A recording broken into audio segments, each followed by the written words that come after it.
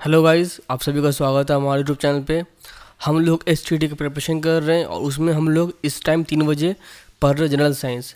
हम लोग अब तक क्वेश्चन देखे हैं यूनिट एंड डायमेंशंस का, यूनिट एंड मेजरमेंट का। आज से हम लोग क्वेश्चन देखेंगे काइनेमेटिक्स का, ठीक है। तो मैं हूँ बेसात अहमद, और अगर आप चाहते हैं मुझसे जुड़ना टेलीग्राम पे तो मैं लिंक दे दूँगा आपके डिस्क्रिप्शन बॉक्स में, आप वहाँ जाएँ और मुझसे जुड़ें। देखते हैं हम लोग क्वेश्चन नंबर। हम लोगों ने अभी तक 60 क्वेश्चन देखा था यूनिट एंड मेजरमेंट का, तो उसके बाद से हम देखेंगे which of the following pairs represent two scalar quantity. आप लोगों को पता होना चाहिए स्केलर क्या होता है और वेक्टर क्या होता है। स्केलर क्वांटिटी ऐसा क्वांटिटी होता है जिसमें आपको मैग्नीट्यूड तो होता है लेकिन डायरेक्शन नहीं होता। तो इन सब में से ऐसा कौन सा है जिसमें मैग्नीट्यूड है और डायरेक्शन नहीं है?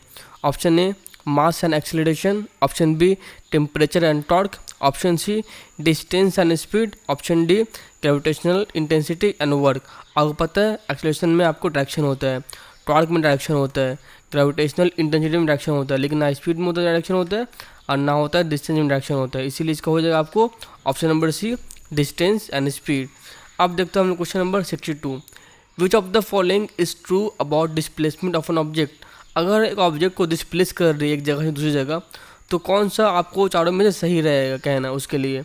Option A it is always equal to distance travel by object, it can be less than the distance traveled by the object, it can be greater than the distance traveled by the object, it always less than the distance traveled by the object।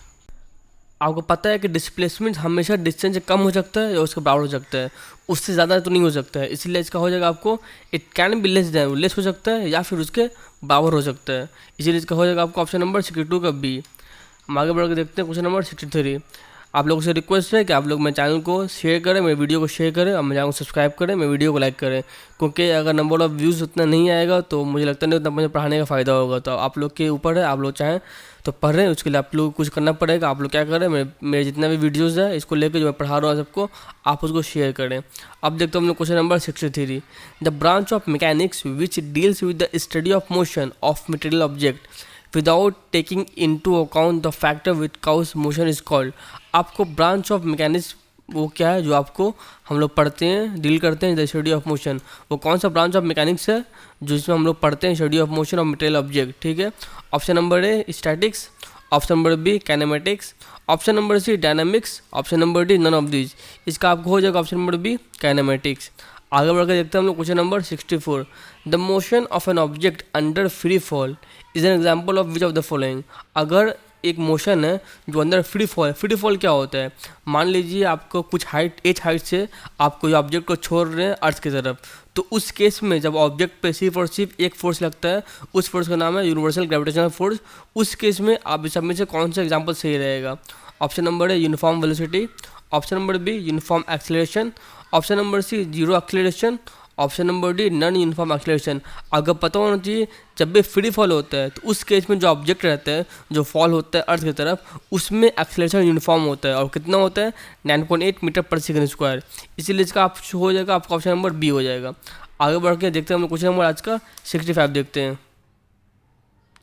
The acceleration at A given instant of time is called. एक particular time पे एक particular time पे acceleration को हम क्या कहते हैं? Option A average acceleration कहते हैं, ऑप्शन बी वेरिएबल एक्सेलरेशन कहते हैं, ऑप्शन सी जीरो एक्सेलरेशन कहते हैं, या फिर ऑप्शन डी इंस्टेंटेनियस एक्सेलरेशन कहते हैं। तो मान लीजिए पार्टिकुलर ऑब्जेक्ट ऑफ टाइम पे अगर हम लोग निकालना है एक्सेलरेशन, तो उस टाइम को हम लोग एक्सेलरेशन को कहेंगे इंस्टेंटेनियस एक्सेलरेशन कहेंगे हम लोग। इसीलिए इसका हो जाएगा आपका ऑप्शन नंबर 65 का हो जाएगा दी। अब देखते हैं हम लोग क्वेश्चन नंबर 66 देखते हैं हम लोग। The equation of motion v equal to 80। इसमें कि v क्या है आपका फाइनल वेलोसिटी, u क्या है आपका इनिशियल वेलोसिटी, a क्या है आपका एक्सेलरेशन और t क्या है आपका टाइम। तो एक क्वेश्चन दिया हुआ v equal to u plus 80 can be applied in which of the following cases. तो इन चारों में से किस केस में हम अप्लाई कर सकते हैं इसको v equal to u plus 80? Option number A simple harmonic motion में, option number B circular motion में, option number C when acceleration is constant में, या option number D both B and C. देखिए यहाँ पे जो ए है ना, जब तक आपका ए कांस्टेंट नहीं रहेगा तब तक इसको हम लोग यूज़ नहीं कर सकते इस फार्मूला को। तो when the acceleration is constant we can use v equal to 80 formula, okay. आगे बढ़ के देखते हैं हम क्वेश्चन नंबर आज का 67 देखते हैं हम लोग। Which of this physical quantity is a vector quantity. आपको पता है वेक्टर क्या होता है? वेक्टर एक ऐसा क्वांटिटी है जिसके अंदर आपको मैग्नीट्यूड भी है प्लस डायरेक्शन भी है। Option number A temperature, option number B speed, option number C gravitational intensity और ऑप्शन नंबर डी वर्क। आपका जो होता है ग्रेविटेशनल इंटेंसिटी, इसमें आपका होता है मैग्नीट्यूड भी और डायरेक्शन भी होता है, इसीलिए इसका हो जाएगा आपको ऑप्शन नंबर सी हो जाएगा।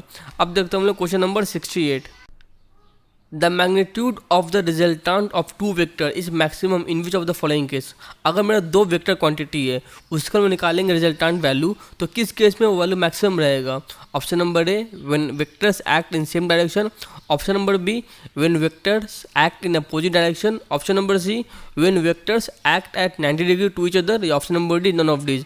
आपको याद रखना है अगर दो वेक्टर क्वांटिटी है और दोनों का दोनों सेम डायरेक्शन में ही मूव करेगा मेरा, तभी जाके मेरा आपको आपका वेक्टर का जो निकालेंगे रिजल्टेंट वो मैक्सिमम निकलेगा।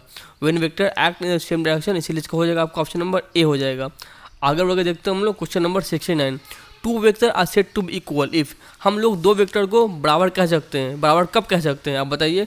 इसका ऑप्शन नंबर ए होगा they have equal magnitude and same direction, option number B होगा they have equal magnitude and opposite direction, option number C होगा they have equal magnitude and common initial point, या option number D होगा they have equal magnitude irrespective of the direction. देखिए अगर दो vector है, हम कह रहे हो दोनों वेक्टर बराबर है, तो आपको याद रखना पड़ेगा उसका मैग्नीट्यूड बराबर होना पड़ेगा और उसका डायरेक्शन भी सेम रहेगा। मान लीजिए ये वेक्टर ये है तो इसका मैग्नीट्यूड बराबर रहेगा दो वेक्टर का और इसका डायरेक्शन भी सेम रहेगा, तभी कहेंगे हम लोग मेरे दो वेक्टर बराबर है, इसीलिए इसका हो जाएगा आपका ऑप्शन नंबर ए हो जाएगा। अब देखते हैं हम लोग question number 70। Which of the following condition is true for an object to be in equilibrium. अगर मेरा कोई ऑब्जेक्ट है, वो ऑब्जेक्ट मेरा इक्विलिब्रियम में है, तो इसमें से कौन सा आपको ऑप्शन सही रहेगा? Option number A no linear motion of the object, option number B no rotational motion of the object, option number C minimum potential energy of the object, या option number D all of the above. देखिए मेरा कोई object है, वो अगर equilibrium में है ना, तो उसमें किसी तरह का मोशन नहीं होगा, चाहे वो मोशन लीनियर रहे चाहे वो मोशन रोटेशनल रहे, उसमें किसी तरह का मोशन नहीं होगा और उसका पोटेंशियल एनर्जी जीरो हो जाएगा। मतलब मिनिमम कितना होता है? जीरो होता है। ये फॉर्मूला क्या होता है? mgh होता है। अगर मेरा h जीरो रहेगा तो मेरा पोटेंशियल एनर्जी जीरो रहेगा, इसीलिए इसको हो जाएगा आपको ऑल ऑफ डीज। मतलब कि अगर मेरा ऑब्जेक्ट इक्विलिब्रियम में है तो उसमें किसी तरह का मोशन नहीं है, ना लीनियर है ना रोटेशनल है, और ना ही उसके अंदर पोटेंशियल एनर्जी है, ना ही उसके अंदर रहेगा काइनेटिक एनर्जी, उसके अंदर किसी तरह की एनर्जी नहीं रहेगा।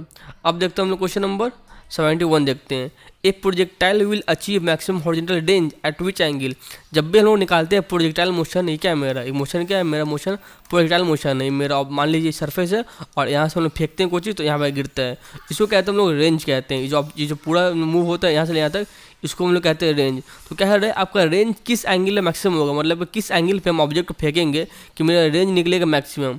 Option number A 90 degree, option number B 60 degree, option number C 45 degree, या ऑप्शन नंबर डी 30 डिग्री। तो याद रखिए अगर किसी ऑब्जेक्ट को हम लोग फेंकेंगे 45 डिग्री के एंगल बना के, तो मेरा रेंज ये जो रेंज है ये निकलेगा मैक्सिमम, आपको याद रखना है। अब देखते हैं हम लोग question number 72। What is the work done by centripetal force in case of uniform circular motion? मेरा वर्क डन क्या निकलेगा? अगर मेरा वर्क डन क्या निकलेगा किस फोर्स में? सेंट्रिपिटल फोर्स में, in case of uniform circular motion. Option number A 1 joule, option number B 0 joule, option number C depend on the magnitude of force, option number D none of the above. देखिए अगर मेरा कोई object है, उस object मेरा circular motion में move कर रहा है, तो उसका आपको सिर्फ और सिर्फ डायरेक्शन चेंज होगा, आपका कभी वेलोसिटी चेंज नहीं होगा। पूरे केस में निकालेंगे ना तो सिर्फ आपका डायरेक्शन चेंज होगा, आपका वेलोसिटी चेंज नहीं होगा। अगर आपका वेलोसिटी चेंज नहीं होगा तो आपका जो एनर्जी निकलेगा, वर्क डन होगा, वो जीरो हो जाएगा। इसीलिए इसका होता है आपको ऑप्शन नंबर बी हो जाएगा। या फिर देख सकते हैं जो एंगल बनता है आपको, वो एंगल बनेगा 90 डिग्री का और cos 90 का वैल्यू होता है 0। तो दोनों ही केस में आपको work done in the centripetal force will be 0। आगे बढ़कर देखते हैं हम लोग क्वेश्चन नंबर 73 देखते हैं हम लोग। Which of the following is incorrect about kinetic energy due to projectile motion. ठीक है, अगर हम लोग क्या कर रहे हैं, एक प्रोजेक्टाइल मोशन है, तो किस केस में आपका जो काइनेटिक एनर्जी के बाद सही रहेगा? चारों केस में थे। It is minimum at the point of the projection, it is minimum at the highest point, it is maximum at the highest point, it is minimum at the point of reaching the ground. देखिए मेरा kinetic energy सबसे कम कहाँ पे होगा? सबसे कम होगा मेरा यहाँ पे होगा। देखिए ये जो पोजीशन है ना, अगर मेरा हाईएस्ट पोजीशन पहुँचता है तो इस केस में मेरा मैक्सिमम क्या रहता है? मैक्सिमम रहेगा मेरा पोटेंशियल एनर्जी, लेकिन इस केस में मेरा काइनेटिक एनर्जी रहेगा मिनिमम। इसीलिए इसका हो जाएगा आपका option number B, it is minimum at the highest point. कोई पूछ रहा है काइनेटिक एनर्जी के बारे में, अगर पूछते हैं यहाँ पे आपको पोटेंशियल एनर्जी का बारे में पूछता हो तो आपको मैक्सिमम होता है आपके पॉइंट एच पे। अब देखते हैं question number 74, which of the following is are independent of mass during the projectile motion. अगर हम निकाल लें प्रोजेक्टाइल मोशन तो इन तीनों में से कौन सा मेरा ऐसा आपको इंडिपेंडेंट रहेगा मास से। Option number A time of flight. जब भी हम निकालते हैं प्रोजेक्टाइल मोशन तो 3 चीज़ निकल सकता है, time of flight, horizontal range और मैक्सिमम हाइट, ठीक है। तो इस तीनों में आपको मास की जरूरत कहीं नहीं पड़ता है, याद रखिए। आपको तीनों निकालेंगे, चाहे निकालेंगे हम लोग टाइम ऑफ फ्लाइट, चाहे हम लोग निकालें हॉरिजॉन्टल रेंज, चाहे हम लोग निकालें मैक्सिमम हाइट, ये तीनों का तीनों आपके मास का इंडिपेंडेंट होता है प्रोजेक्टाइल मोशन के अंदर, इसीलिए इसका हो जाएगा आपको ऑल ऑफ द अबव, ठीक है। आगे बढ़कर देखते हैं हम लोग क्वेश्चन नंबर आज का 75, what is the maximum height that can be attend by the projectile motion. मान लीजिए आपको मैक्सिमम कितना हाइट आपका एक प्रोजेक्टाइल मोशन आपका निकाल सकता है। मान लीजिए देखिए ये आपका ये क्या है, एक तरीके का प्रोजेक्टाइल मोशन है, तो आपका मैक्सिमम कितना हाइट आपका हो सकता है यहाँ पे ये पूछ रहा है।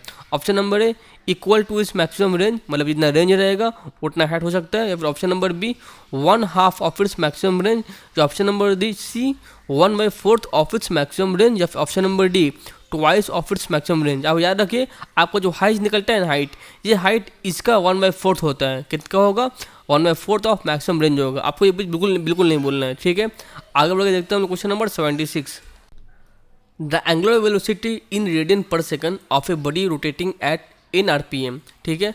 अगर मेरा बॉडी है जो मेरा n RPM से रोटेट कर रहा है, RPM क्या होता है रोटेशन पर मिनट, ठीक है। उस केस में मेरा एंगुलर वेलोसिटी क्या निकलेगा। Option number A πn/60, option number B 2πn/60 degree, option number C 2πn/120 degree, या फिर option number D πn/60 degree. देखिए अगर हमको निकालना है एंगुलर वेलोसिटी, उसका फॉर्मूला होता है 2πn/60 डिग्री होता है, इसीलिए इसका हो जाएगा आपको ऑप्शन नंबर बी। आगे बढ़कर देखते हैं हम लोग क्वेश्चन नंबर 77 देखते हैं, dash is the simplest type of motion and is along a straight line path. आपका कौन सा सिंपल टाइप का मोशन है जो आपको स्ट्रेट लाइन में ट्रैवल करता है। Option number A plane motion, option number B rectilinear motion, option number C curvilinear motion, या फिर option number D none of the mention. आपका जो होता है रेक्टिलिनियर मोशन होता है वो आपको सिंपलेस्ट मोशन है, और वो आपका एक सिंपल लाइन में ट्रैवल करता है, एक स्ट्रेट पार्ट में वो ट्रैवल करता है, ठीक है। अब आगे बढ़कर देखते हैं हम लोग question number 78, two stones of unequal masses, मतलब दो मास है, एक का मास आपका m1 है, एक का मास आपका m2 है। masses are thrown vertically up with the same velocity, which of the following will happen। मान लीजिए हम लोग इसको दोनों को भेजेंगे ऊपर फेंक रहे हैं हम लोग, ठीक है। फेंकने के बाद क्या होगा, which of the following will thrown vertically up with the same velocity, which of the following will happen, ठीक है। अगर फेंकेंगे तो ये चारों में से कौन सा ऑप्शन आपको सही रहेगा फेंकने के बाद। The heavier mass will reach the greater height, the lighter mass will reach the greater height, both will be reach the same height, या फिर option number D any of them may reach greater height.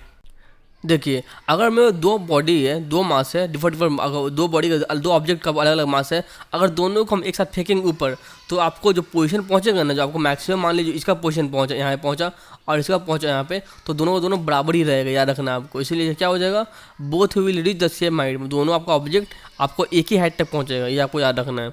अब देखते हैं हम लोग question number 79, a person is hurt on kicking a stone due to. अगर किसी हम पत्थर मारते हैं तो उनको चोट क्यों लगता है, उसका रीज़न क्या है। Option number A inertia, option number B velocity, option number C reaction, या ऑप्शन नंबर डी मोमेंटम। ये आपका बहुत सिंपल सा क्वेश्चन, लेकिन आपका बहुत अच्छा क्वेश्चन ही आता है। और किसी इंसान का कॉन्सेप्ट क्लियर नहीं होगा फोर्स ऑफ मोशन का तो आदमी बता नहीं पाएगा। देखिए इसका आप होगा रिएक्शन, आप पढ़े होंगे to every action there is equal and opposite reaction. हर एक्शन का एक इक्वल और अपोजिट रिएक्शन होता है। अगर मान लीजिए पत्थर मारेंगे तो आपका बॉडी भी चाहे पत्थर दोबारा फेंकेगा, उसी केस में मुझे लगता है चोट लगता है, ठीक है। आज का लास्ट क्वेश्चन आपको, a boy sitting is an open car. एक बॉय है जो आपको मान लीजिए कार है, यहाँ पे एक कार है, वो कार का ऊपर हिस्सा खुला हुआ है, ठीक है, और यहाँ पे एक बच्चा बैठा हुआ है, ठीक है।